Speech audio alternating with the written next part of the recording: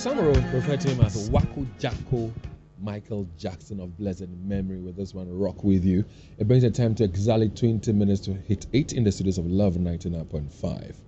Well, thanks very much for staying with us. All right, I've got some great news to share with you in a bit, but before we do all that, street lighting is to help road users to view accurately and easily. Now, the carriageway and, of course, the quick surroundings in the dark, that's what it's supposed to do. So when you are driving or using the road at night, it's supposed to help you see your way around very well. Now, street lighting enhances visibility at night through artificial lighting. Now, it decreases stress on driving and makes sure of comfort. Now, in some, street lighting plays a critical role in helping prevent car accidents, even though most drivers don't think about that. Now, without adequate lighting, and I mean that, without adequate lighting, it's much more difficult for drivers to see potential hazards on the road, like road signs, like other drivers, pedestrians, cyclists, criminals, and many others. Now, there are people in Kumasi and elsewhere I know who would want to go jogging at dawn or at night.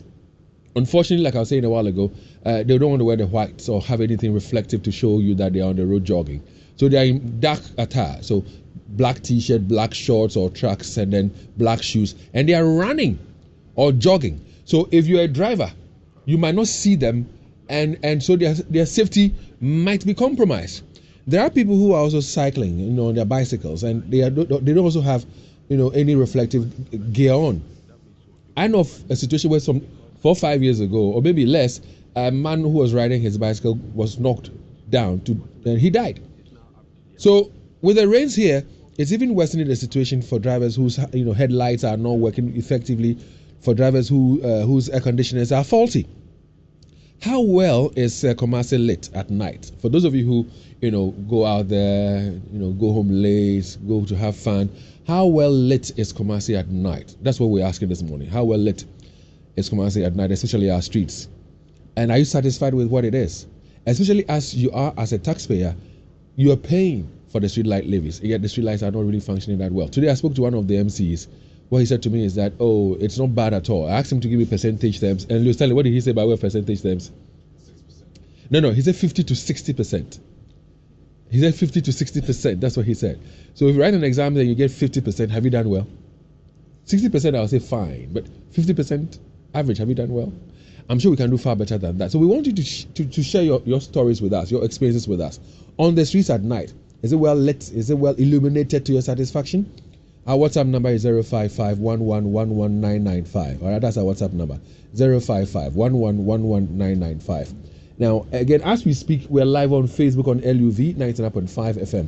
This dawn on our way to work, especially Eugene Osetutu, took some pictures and videos of how dark our streets, are as at this morning. Now, he set off around 5:30. So around that time, daybreak. So I said, there's a bit of illumination from God's own lighting for us. So I'm imagining how the situation will be around dawn proper or late at night. What's your situation?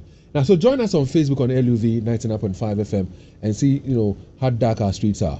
But if you live in an area or you work in an area or of streets where the place is well illuminated, well lit, you can also tell us about it. But if you have challenges with street lights in your area, put it across this morning and let's see what can be done about it. So again, our WhatsApp number is 055-1111-995. All right, 055-1111-995. And if you join us on Facebook, you get to see visuals of what we were able to capture this morning. But the good news is this. So our online story had to do with broken down vehicles, especially articulated vehicles. And we mentioned that directly opposite Love FM, there was a broken down articulated vehicle there. I remember that I called the former regional boss for the road safety, Simiat Redu, just before 5. Leo, I asked you to go check out something for me. What can you share with us? It's gone. It's not Papa knows, you. I mean, sometimes if you don't whip up us into place, nothing works. But we know the right things, yet we will not do them. Yeah. So kudos to authorities for this one. At least it's been swift. That of yesterday was also swift, but there's one more left at the Tech Junction traffic light. Heading towards our. Dave, even though we say kudos, do we always have to come and sit here and then echo it and shout? You could have said before? It, and nothing could have been done anyway.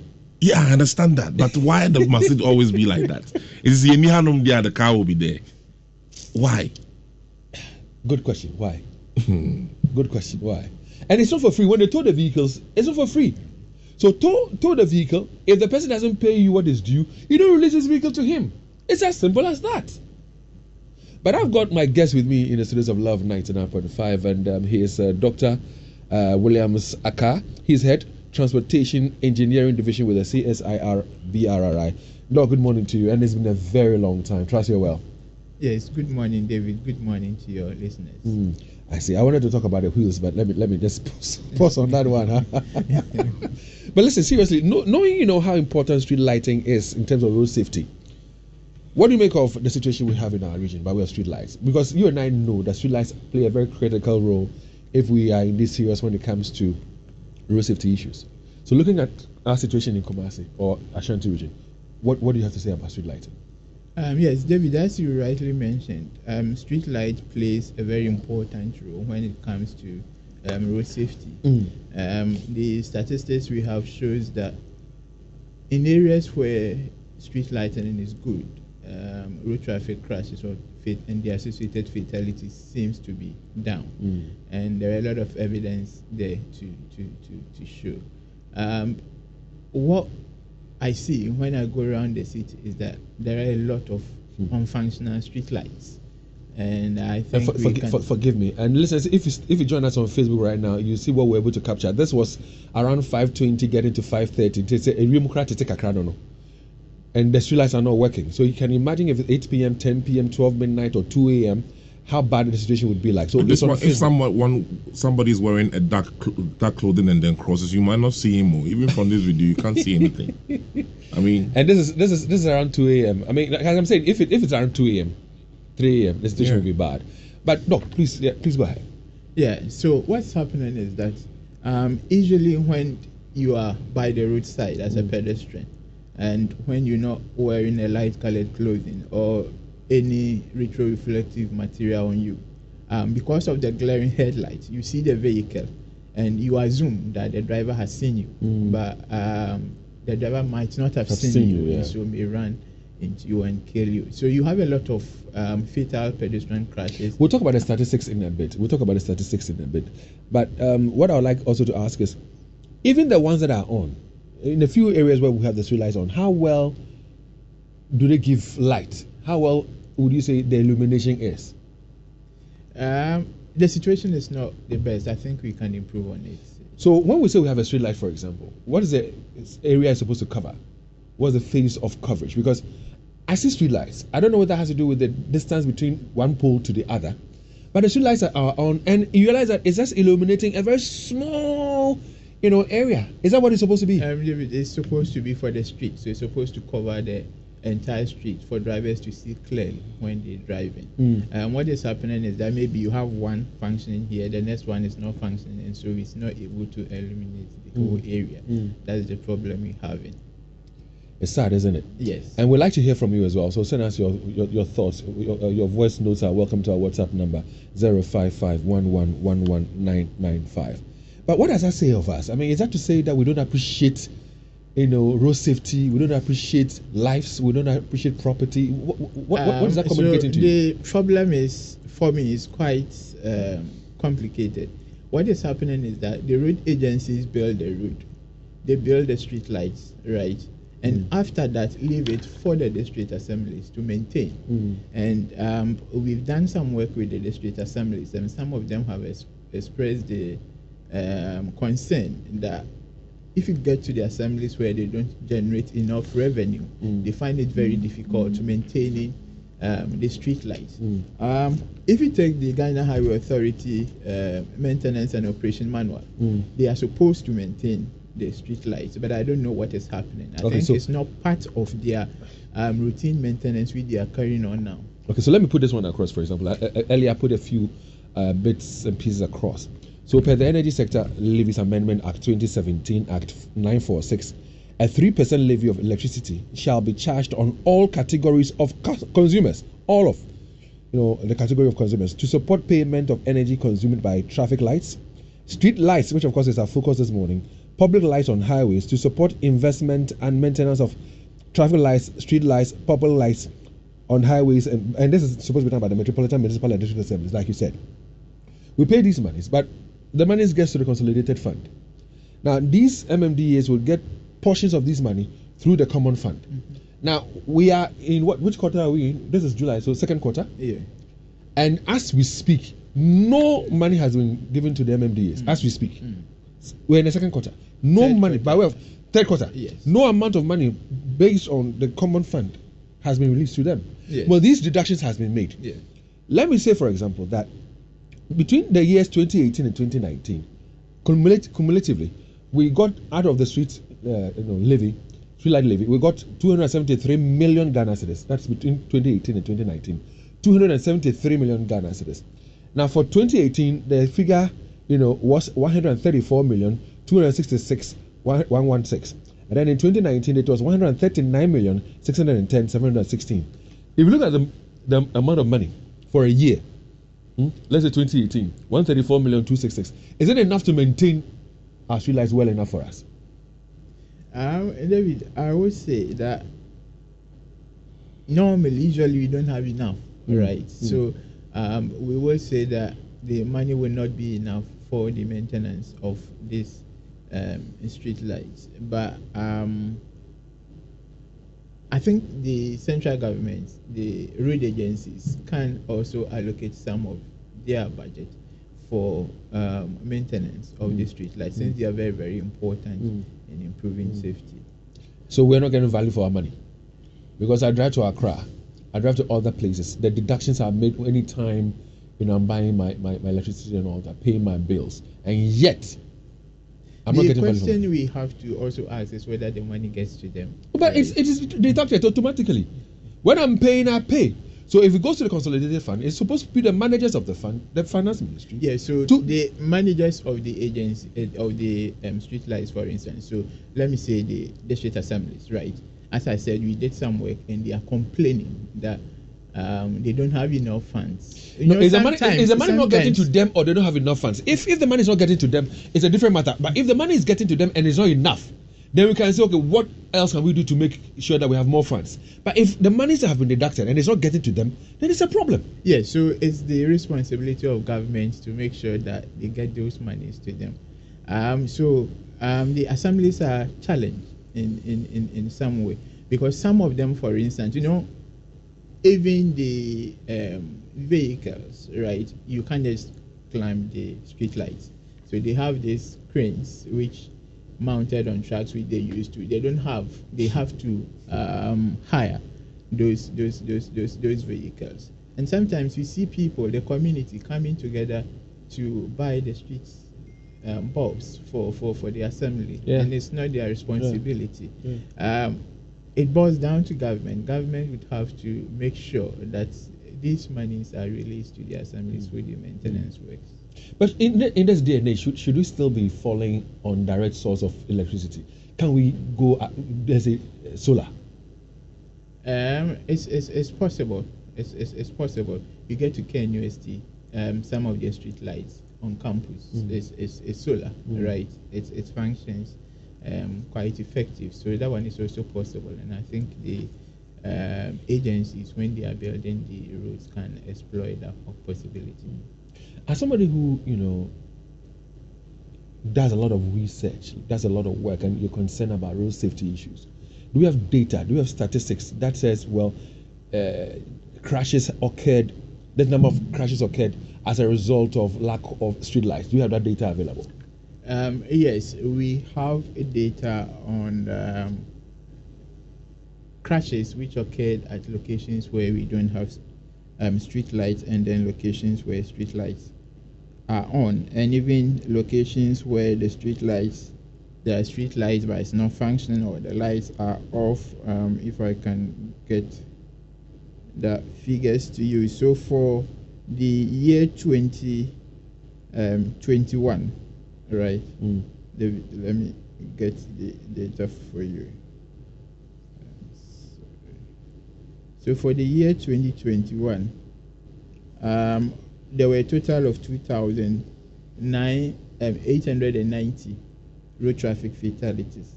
And how many of these crashes occurred at night time?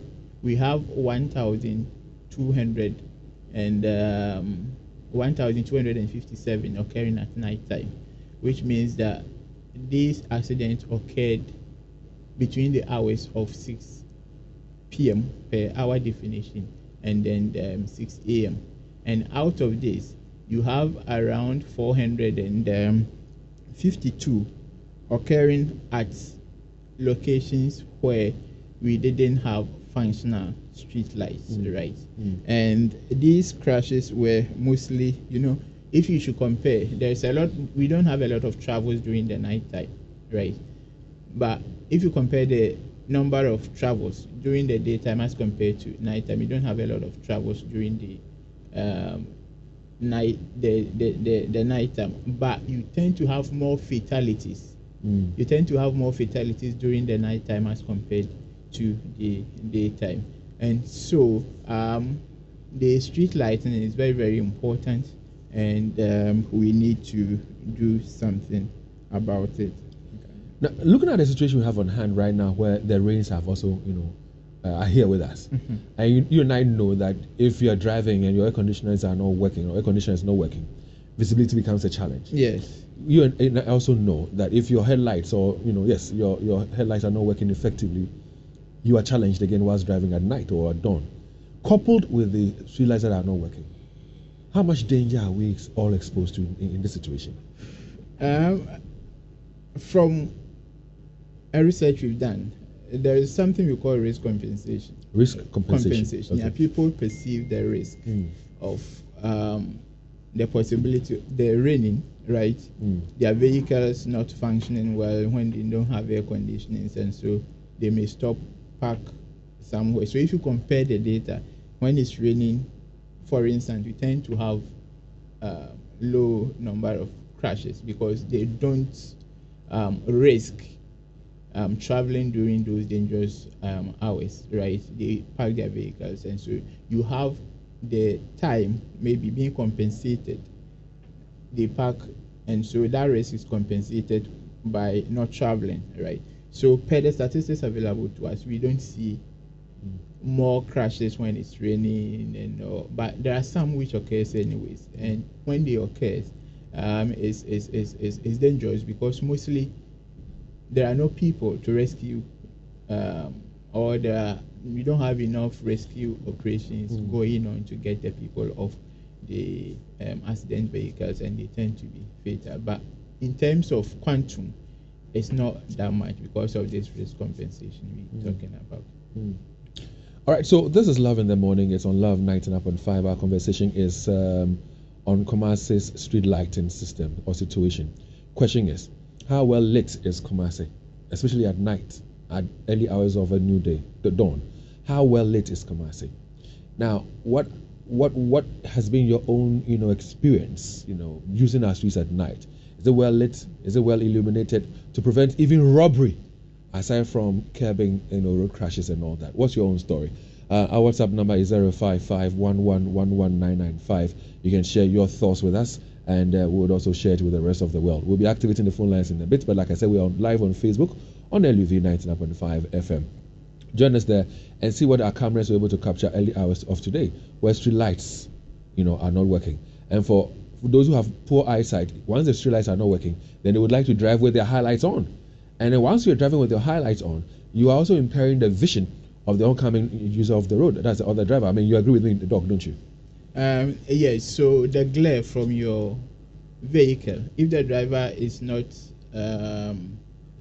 let's say, experienced enough to dip the headlights when he's bypassing the other vehicle, it's likely to cause temporal blindness for the other vehicles. And when that happens, those drivers may veer off to the other lane and then cause head-on collisions or to the side of the road. And hit pedestrians or hit other road users as well. Yes. In your estimation, are the MMDAs better placed to ensure that our highways and our streets are well lit?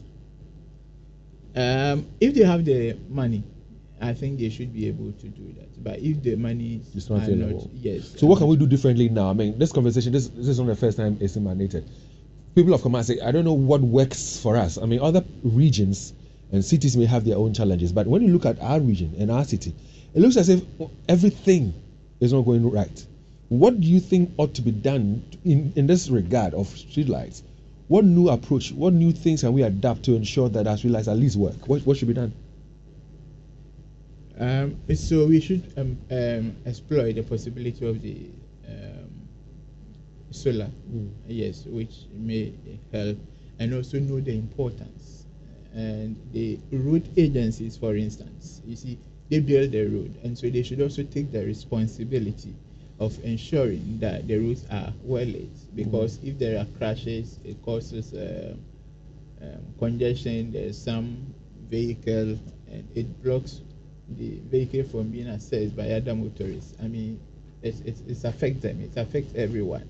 So the agencies shouldn't just leave every responsibility to the assembly. They should also get involved and make sure that the street lights which they have built is functioning. But the point is, how expensive are these things? Whether you want to go solar or go the photo, cells or whatever, how expensive are these things? David, I don't have the figures to tell speak to you, that, but they're expensive. Even the street lights, right? If people, when the communities come together to buy, they cost quite a lot. And so for the payment, right, of the usage of the electricity, as you said, we pay for them. And ECG hasn't prevented anyone from installing the street lights, and so we just need to install them, and it will improve. So you said you engaged with MMDAs, yes, and they poured out their concerns to you. Looking at your position, with the CSIR, BRRI as head of transport, and knowing you for who you are, your love for safety on our roads, where else have you taken this concern to in terms of the fact that our streets are not well illuminated? Where else have you taken it apart from dealing with MMDAs? The National Road Safety Authority is aware. I think they're also doing their best to improve. Obviously, the best is not enough. Obviously, the best is not enough. Yes. So the agencies, the road agencies, as I said, they build the roads, they build the street lights as part of the road infrastructure, and so they also supposed to have, as I mentioned, the maintenance and operation manual of the Ghana Highway Authority talks about maintenance, right? But they leave it to the assemblies, and some of the assemblies are struggling. If you go here, maybe okay, but if you go to the interior, so where they don't generate enough money, they find it very difficult. And because they don't generate enough, that is why we are paying street lighting levies, and the money so it cuts across. Now, before you talk about how, under the circumstances, how we can stay safe, because cyclists are riding without proper gear, people are jogging without proper gear, people are driving with a lot of conditions. Before you tell us about how we can stay safe even under the circumstances, and again, before you tell us about what we as citizens can do to ensure that those in authority do what is required of them, Eugene walks into the studios, and I'm sure he has something to say. David, about the photo sales, sir. About the photo cells and all that, they're expensive, especially the renewable energies. The off-take, monies you need to do these things are very, very expensive. For example, those who drive on the tech road, the little installment you see around Valley View University, if they are to tell you the cost of that thing, it's very, very expensive. But you see, I do not think that Kumasi can go there now, because they've even the cells, the photo cells, to regulate the on and off, and sometimes that's even the challenge. You see, normally per our climatological situation, it's supposed to come on at 6 p.m. and go off at 6 a.m. But sometimes at 1 p.m. you see it on. There's a energy still I've forgotten. There's a switch in there that is supposed to regulate that, even when nobody is there, but it's not working, and that comes back to the maintenance. So David, there's two things. The solar is viable because we have a lot of sun. There's that viability there. Two, the cost, the offtake. Certainly, government will not do that. If they will do that, it will have to be in certain batches, and they have to be in certain areas. That, for example, they have to pilot. And because even the KNUST, that sometimes it goes off. Yeah, it does. Right, that is KNUST. I mentioned the solar bit because usually you and I live in a country where power is not guaranteed. And for street lighting, we need it at night on the highways and in the urban areas. So when it's solar, even when ECG or Gridco or whatever has a challenge and lights goes off, you know that at least with the street lights, you are safe on our roads. Imagine you're driving and your vehicle breaks down in an obscure area. You have to get out of your vehicle. Now, confrontation attack or bedding. So that's why I was mentioning the solar bit. And I have raised concerns even with the ECG, where we say, oh, well, there's a lot of lost or waste in the system. So put off your gadgets if they're not in use. Our street lights are on, and once they are on, they are generating cost. You tell them, they tell you it's the duty of the assemblies to put off the lights. But I'm like, listen, but you are supplying the power.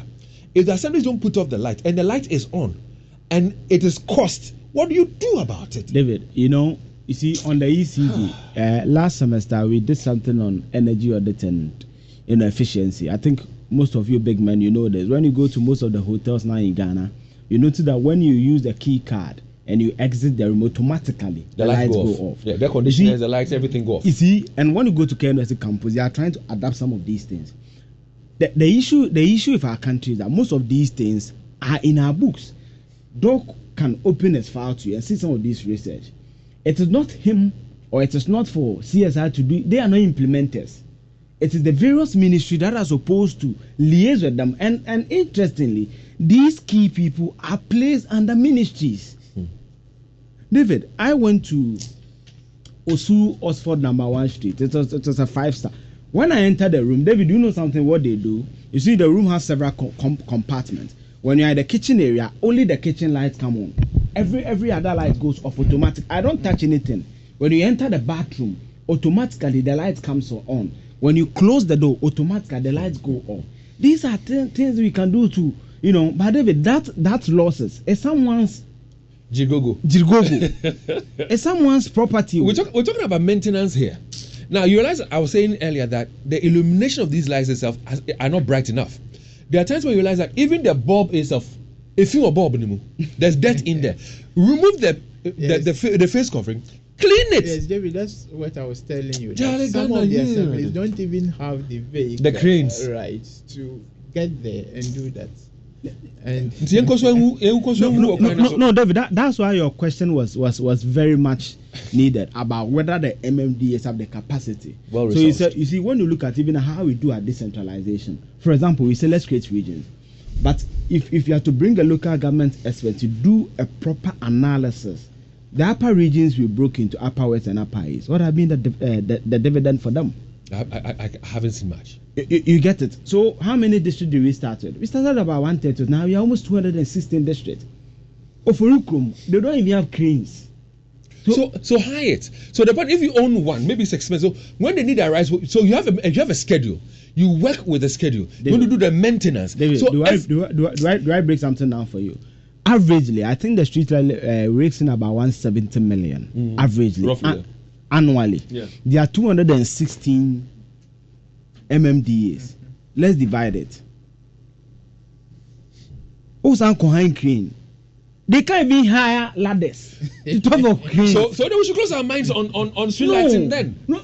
Because the point is, if you maintain them well enough, they'll serve you for a longer period. Yeah. If you don't maintain them well enough, then they go bad. And even what they call traffic lights, we're paying for traffic lights, but traffic lights in Kumasi are not working. David, do you know the solution? You remember what Doc told us, and I learned it from apparently when this government came, and it's most African countries are not to start doing it. When you build roads, you are supposed to operate it and maintain it for a period. I have no doubt that you go into the contract of these people who fix street lights, there will be something similar in there. But I see the issue with us is that when we finish the contract, no matter how it's done, so far as the procurement dividend has been secured. So I know that for the traffic lights, they have companies, right, who are supposed to maintain them. But for the street lights, no. For the assemblies, yes, to do that. Yes, but as I said, if you take the maintenance and operation manual of highway, for instance, it's in there. It's supposed to be part of their grass cutting, the celting, as part of their periodic maintenance, but it's not done. But we have experts at KNUST, engineers and other people. Can we fall on these experts and say, Charlie, this is your area of specialty? We're talking about street lights and how we can have them on at a cheaper price. We're talking about what we call traffic lights. We have experts at KNUST. David, expert is asking the last time the minister consulted them. He's here. Doc, when was the last time you consulted? The proposal is not even considered. That is why I asked a question as to whether you engage with authorities. So you have this fine idea, this brilliant idea. You do all those things. since you're not an implementing agency, Exactly. That's the best we can do is to And like I was saying, convince someone. a woman said, our streets are so small. When they are coming, they have a motor rider leading them. They will tell you to park your vehicle. If you don't park, the motor rider will use the speaker in the motor and say, park. They are almost the speed of a train.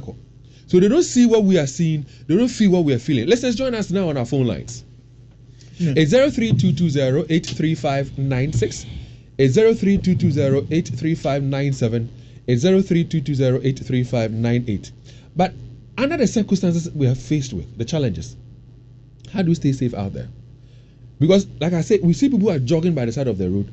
Nothing that tells you that you be careful. There's somebody jogging. David, that thing too. Let's tell people. You don't go jogging in black. I know something. That's why the hockey is here. So you can call us now and tell us what is the streetlight situation in your area. Is it well illuminated? Are you safe out there when you're driving or walking by the side, the shoulder of the road? Are you safe with streetlights in your area? Call us now on 03220. But black jumpsuits are swaggle. 03220-83597 and 03220-83598. Call us and tell us about the streetlight situation in your area. So, David, when it comes to safety, almost all the President Kufuor was involved in a crash. Yeah. And bystanders came to pull him out of the vehicle. Almost all the presidents have been involved, their motorcades have been involved in crashes. So when it comes to safety, nobody is free. Everybody is at risk. Yes. Improving on safety, I think we have to take the responsibility. Take the responsibility and do what exactly? I'll come to you shortly, Doc. Please indulge me. Sledge is on the line. Hi, Sledge. Good morning. Good morning. All right. So I don't know where you work. I don't know where you live. But how well illuminated are the streets at night for you when you're using them?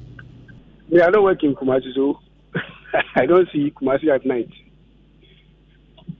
But David, I've seen street lights from where I see. I've seen plenty of them, but actually they bought lights. David, they for you come to here for panel light, it's another street light. David, but I see plenty of them along the road. It is so headache. You waste the taxpayers' money to mount these street lights, and you can't even switch it on. David, the street light don't make my. Sledge, thank you very much. And you know one sad bit about the street lights? Some of the street lights, the ones that are metallic, they have tilted. They are almost falling onto the street. They're almost falling. Nobody says, "Oh, let's go fix it, erect it, and then let it become functional." Erasmus, good morning. Good morning, David. David, you remember about 5 months ago I told you about this traffic light at Oforukum, that from Aunaga Junction to Asqua. It's still not working. And when you drive there at night, David, it's very scary. I don't know why we are doing this to ourselves. We pay for something, yet we can't enjoy. Somehow, some way, I think it's a cheat on the citizenry by the government, and I think we need to rise. We can't be paying for something without getting it. Where is our money? We pay. Where is our money? We are not raising the service. Give back our money to us. What kind of country are we in, David?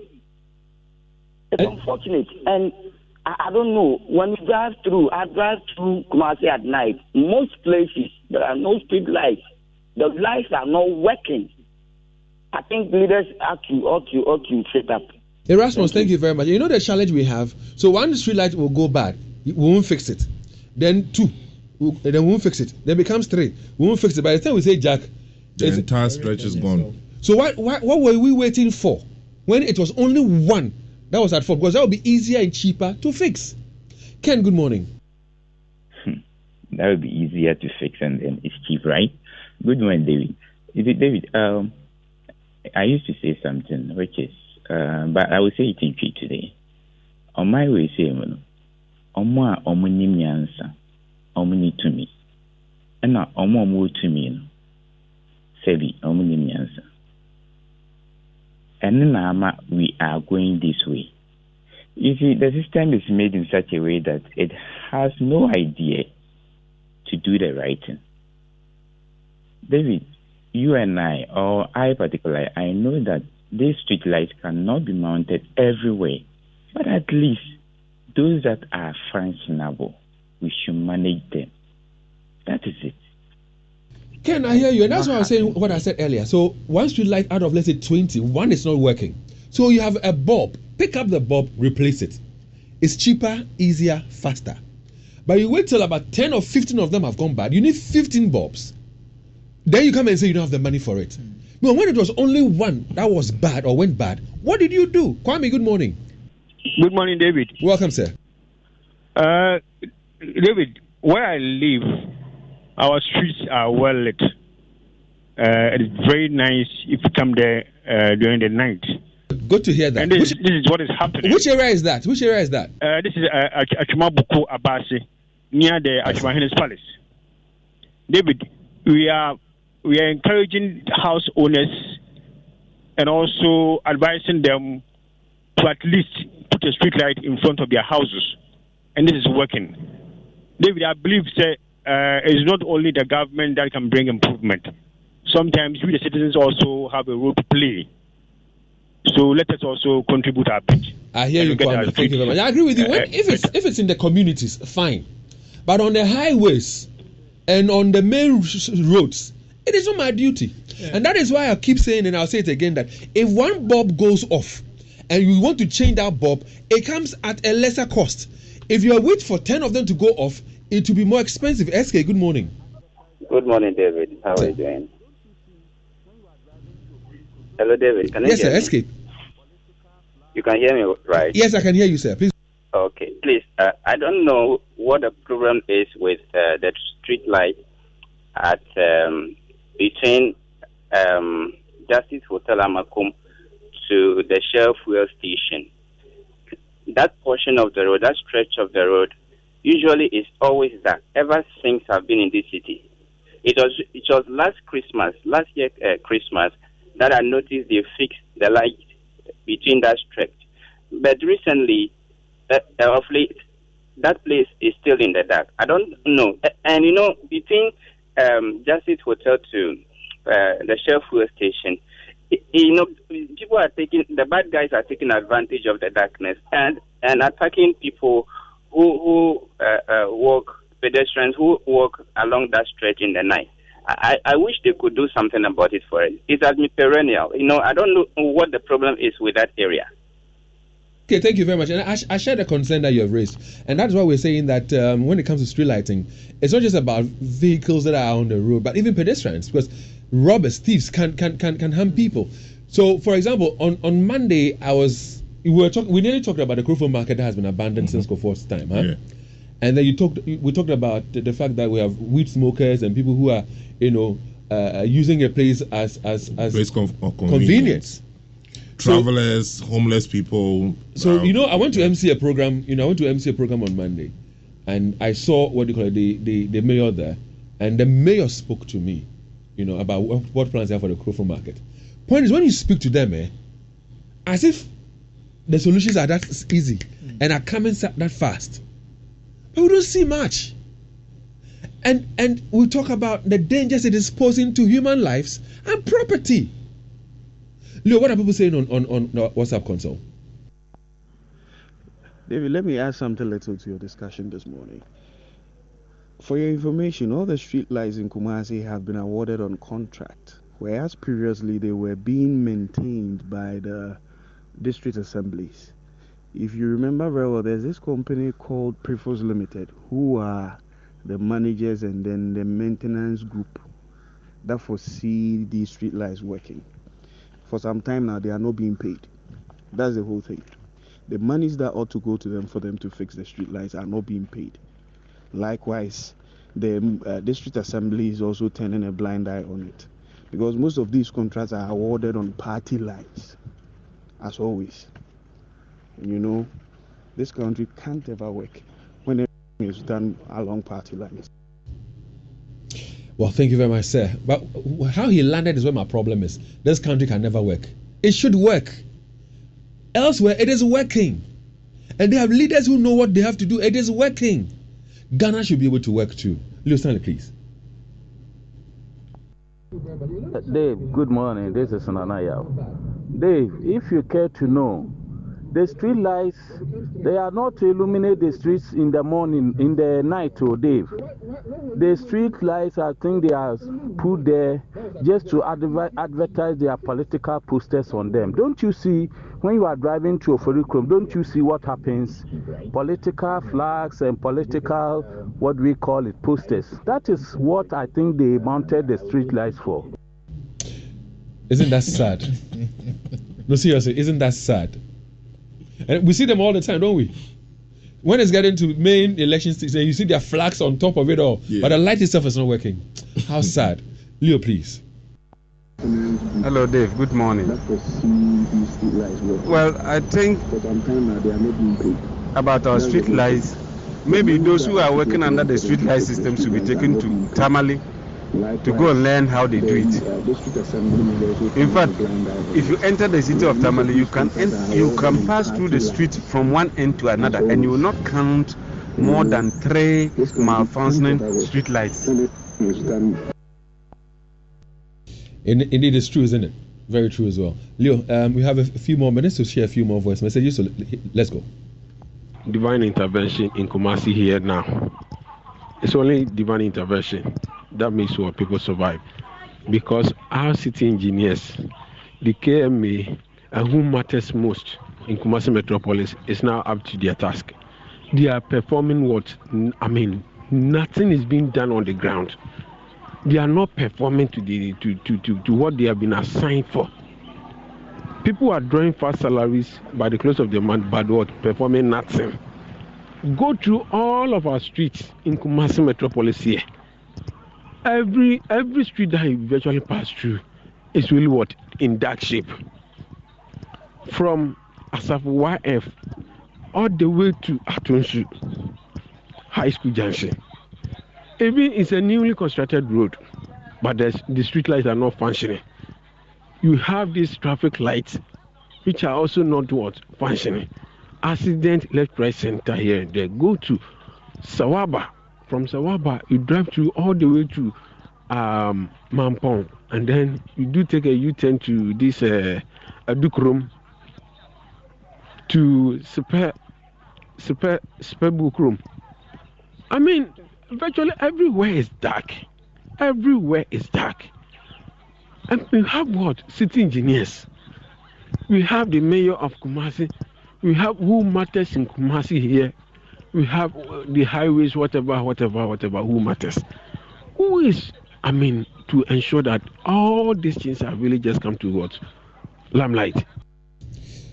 A lot of people raising concerns, and listen, on a daily basis, when we have such conversations and people talk about the concerns in the city, I ask myself, so people are witnessing and seeing these challenges. Are those in authority seeing it too? And if they do, are they concerned? And if they don't, do they hear the complaints from the people? So you tell me, so how do we solve this? So how do we play safe under the circumstances? How do we stay safe? So David, we have to take the responsibility of not being killed in road traffic crashes into our own hands. So if you are a pedestrian and then walking at night, you make sure that you wear light colored clothing or you have a retroreflective material on you. I think that will increase your visibility. And the other thing is observing the traffic rules, right? You walk against the direction of traffic. Exactly, very necessary.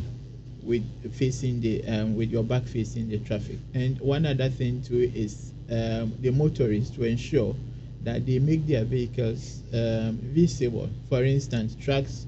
Sometimes there's a truck without any retroreflective material on it, and so even if the vehicle is moving, you don't see it, right? So the police are also to ensure that these vehicles make themselves visible by having these retroreflective plates materials on the vehicles, and this will help improve the safety. Boss, thank you very much, sir, for your time. That's the Dr. Engineer, Aka, who joined us this morning for this conversation. Let's pray for this region. Let's pray that things will get better in this region. Doc, thank you very much, sir, for your time. Okay. On the Super Morning Show, well, the conversation is on childhood cancers. That conversation has just begun. Let's join the feed. So what you expect the part of the body to do or where you expect a part of the body to remain, these cells overgrow and then they exceed that boundary. They encroach into other cells and other parts of the body, and then they cause symptoms based on that. So that's essentially it. Okay. And I suspect there are certain types. Yes. Right. So we have different types of cancers. We have the lymphomas, which are cancers of the lymphoid tissues. These tissues are there are things in the body that helps us to fight infections. So those systems can be affected to cause the cancer known as the lymphoma. We also have the leukemias, which are the cancer of the blood cells, because we have different cells in the blood, and then either of them can be affected to cause a cancer. We also have the cancer of the eye, which is known as the retinoblastomas, cancer of the kidney, which is the nephroblastomas. We can have cancer of the brain, cancer of the muscles and then bones, and as well as cancer in any other parts of the body. But these are the most common ones that we see in children. And all of these can afflict children? Yes, they can. Okay. All right. So, are there in Ghana certain types that are more common than others? Well, I would say, in children, I mean. Yeah. Okay, so in children, the common types are the lymphomas, that's the cancer of the lymphoid tissue, and then the leukemias, so the cancers of the blood. Those are the ones that commonly afflict children. But you can also, all the other types that Dr. Boateng mentioned are also things that we see in children, but we commonly see the lymphomas and then the leukemias. Yes. Okay, all right. So, if we were to take the most common ones, could you talk us through how each one manifests, what it does to the body? The main ones. Okay, so I would say that it's important to note that wherever the cancer is, that's where you have like the manifestations. So say we're talking about cancer of the blood. There are different cells that make up the blood. Okay, so we have the red blood cells, we have the white blood cells, we have the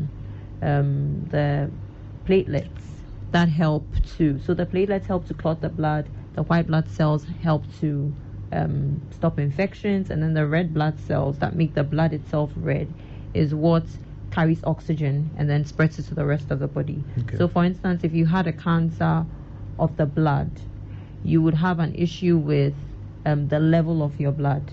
So they tend to have very low blood levels because the cancerous cells are eating up the red blood cells.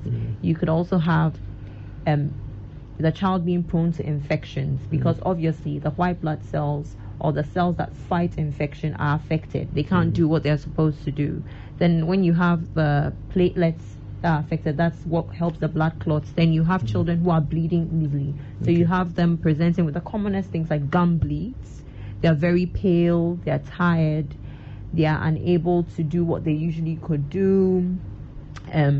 They may also have infections frequently. So they tend to have fevers, unexplained fevers. So you have a child has a fever this week. You take some paracetamol, nothing is happening. The next week the child has a fever, and this continues for a long time. So you've treated everything that you can think to treat with over-the-counter medications, but this child is still unwell.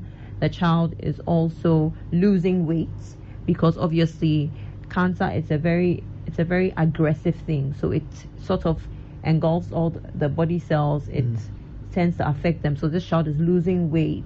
If you have a cancer of the brain, then you have a problem with balance. So this child is walking usually. Let's finish with the blood, the cancer of the blood. Okay. Leukemia is an example, am I right? Yes. Okay. Now, does leukemia affect platelets or white blood cells or red blood cells? How does leukemia work? So the leukemia affects all the cells, all the cell lines. Okay. So we have, like I mentioned, so you have low blood levels. That is, you have anemia. You can have neutropenia. That is low neutrophils or low white cell counts. Then you can have the thrombocytopenia. So when we say penia, we mean loss of or little of. So that's affection of the platelets.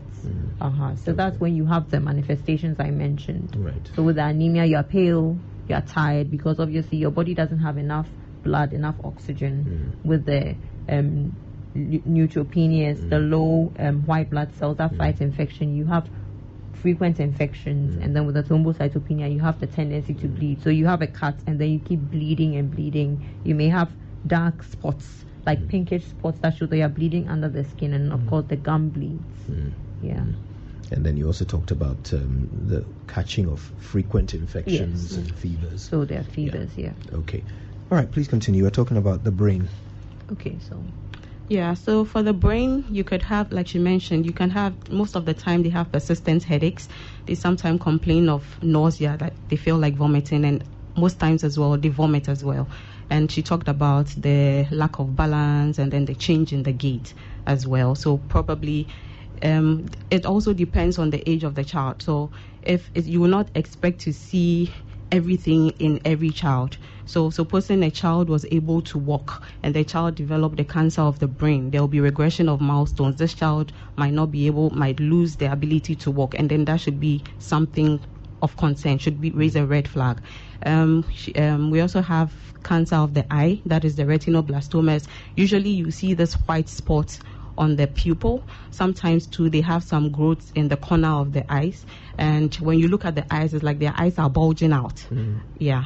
And then most times too there's loss of vision in either one or both of the eyes, which can sometimes lead to blindness.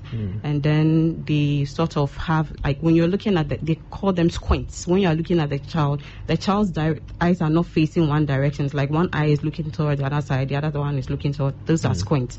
Those are also something that you should be looking out for. Then we have unusual lumps and swellings that you'd usually see at the jaw. They can happen at the head area, which is the jaw, the neck. You can see them in the abdomen, which we call the stomach. You can see them in glands like the scrotum, the testes, and all these other. What sort of cancer causes those swellings? Those are mainly the lymphomas. Right. Yes. So like we talked about, there are tissues that help to clear infections. So you know what we call the lymph nodes, they are positioned in various parts of the body, and then this is sort of helps to clear the body from infections. But like she said, if there's an abnormal growth of this, instead of it doing what it's supposed to do, it's not able to function properly. So it tends to grow bigger, and then they sort of form like a swelling or a lump in these various parts of the bodies. Wow. Okay. So, I mean, what causes it? What is it that makes a child develop cancerous cells? Honestly, they are not sure. We are not sure what the cause of these cancers are, but then certain factors have been linked to its development, like environmental factors.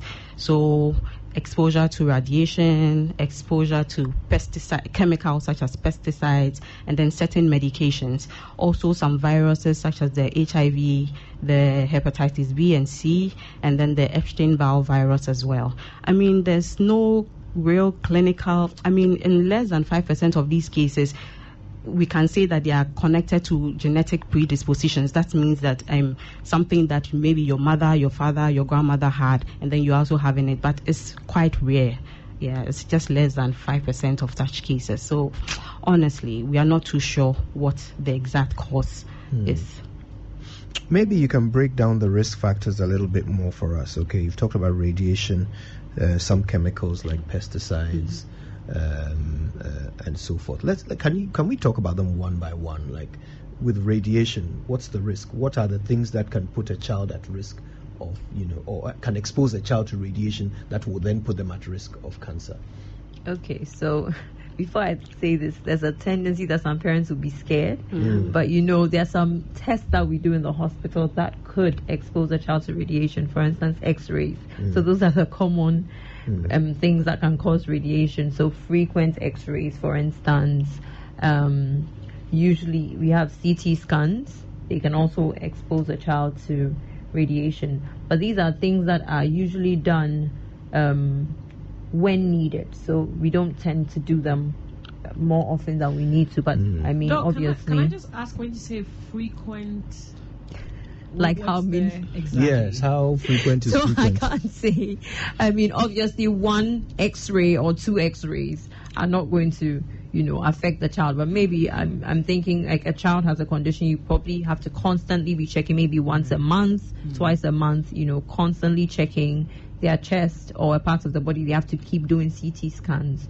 Those are things that can expose a child to radiation. Sometimes we say high tension poles. So children that are very close to high tension electrical poles. So for instance, you're in a city and then there's a high tension pole very close to your home. Those are things that can be dangerous. So typically, nobody's supposed to live around such areas. There's supposed to be like a clear space between where they live and then where the high tension poles are. Yeah, Accra. Some people, there's a high tension pole in their living room. Exactly. Wow. Exactly. But doctor, it's an issue of what if the child needs the X-ray? Yes. You talk about the frequent X-rays. What if it's a need? So in medicine, it's really weighing what's like the benefits. You get it. You're looking at the risk-benefit analysis. So if this child really needs the X-ray, we try to do it as little as possible. So you are weighing, this is a child who has frequent chest infections because of some other condition, and you constantly have to check, or a child who has tuberculosis. You would have to still do the X-rays, but you may have to reduce it as often as you can. I mean, if you have to do it 3 times, you can afford to do it once, so that you mitigate the effects of the X-rays. Yes. So really, what it means is you need to have conversations with your doctor about these things. And they obviously know best and can help you. So it doesn't help to probably go and maybe, some people are unwell and then they just go and see someone. They say, oh, just go and do an X-ray and come. That is really not something that would be advisable. Yes. Okay, so that's radiation. Then you talked about pesticides. Yes, so some drugs and some chemicals, all these pesticides, these weedicides, things that we tend to use for farming, these dangerous chemicals that are used to kill weeds, that are used to exterminate insects. So these are not things that typically a child should be exposed to, or any person should be exposed to. So we even advise that the farmers wear protective equipment. So those farmers or those who work in these industries that use these chemicals, ideally they shouldn't be taken home. And when people are exposed, those who are going to be exposed to them need to wear some personal protective equipment so that it's not in direct contact with the body. But if you take it home, then you have children who tend to go and play with them. They are around in the same vicinity as those chemicals. So have we identified specific, chemicals that increase the risk, or is it just generally? Yes, just generally, because we don't know exactly. Most of these things are associations. So mind you, they are not exact causative factors. They are things that predispose the body to going its own way. Yes. Right. So they are not exact causative factors. So not to say that if once you are exposed to this chemical, then you're going to get cancer. There are some children who are exposed to it their whole lives. They probably would not get cancer. And then there are some children who are exposed to it and they do. So it's a host of factors, like multiple things. Yeah. So we've talked about radiation, we've talked about chemicals. What else is there? So Dr. Watson spoke about viruses. Yeah, the viruses. Yeah, let's talk about those. Which viruses? Okay, so HIV. HIV causes 1 million things, yes. And of course, it's in one of these, it's one of the causes of cancer. So if a child has HIV, a child who got HIV from mother to child transmission, so when the child was born, the child got it from the mother, not that the child got it by themselves. So those children have long-term effects of HIV, and this HIV can also lead to cancers. We also have the Epstein-Barr virus. So it's also a virus that causes other conditions, and it can also predispose children to having cancer. So a child could be infected with Epstein-Barr virus prior, and then later on we see that this child has come in with cancer. So maybe Dr. Boateng would like to add. That's basically about it. Okay, so virus, radiation, chemicals. Is that it? Yes. Okay. Now, if you've just joined us, we're talking to Dr. Daniela Akresi-Sapong and her colleague, Dr. Francisca Boateng. Both of them work together at Kolebu Teaching Hospital's Department of Child Health. They're members of the Ghana Medical Association, and they're helping us understand childhood cancers, right? So you've walked us through some of the causes. You've mentioned a few of the symptoms, but I don't know if there is an extensive list of symptoms parents can look out for. If we can educate them right now, what are the